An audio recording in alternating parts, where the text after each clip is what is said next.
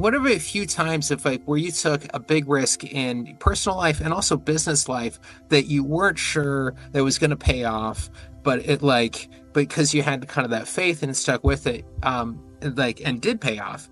Like, Yeah. So I can tell this is such a cheesy story. And if you weren't there, it like I'm really being just nuts. Growing up, I was shy. I was just that kid that didn't talk, not really sure of myself, and we could probably go to a therapist and figure out why. But I was just a shy person. I didn't say much. Now at 16 or 17, I don't know if you remember the karaoke the craze in the 90s where you would go and music and you'd sing a song.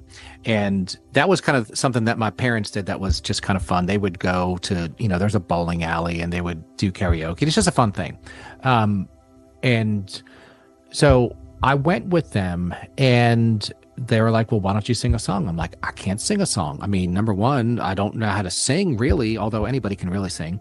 And there's all these people and, people are going to laugh at me and it's going to be horrible. And so I finally, and back then they called it your vocal virginity. When you lose your vocal virginity, that's singing on stage.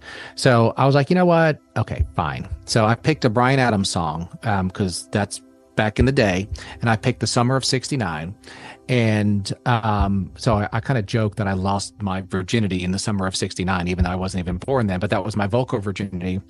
And I sang this stupid song. It probably sounded horribly, but as soon as it was done, people clapped because they clap for everybody at karaoke because they know that they're going to suck, if you don't clap.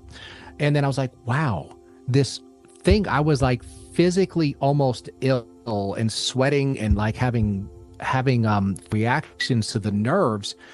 It turned out just fine. Nobody remembers, they probably, nobody even was listening.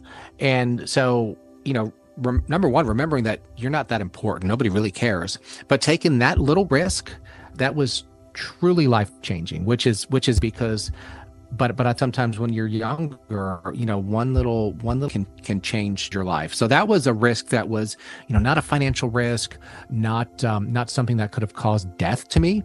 But I bet that if you would have measured like my physiological signals at that point, like what my heart rate and blood pressure and where it probably would have been like literally the same as someone who's like fighting for their lives, like, with a lion, because our perceives these things as huge dangers.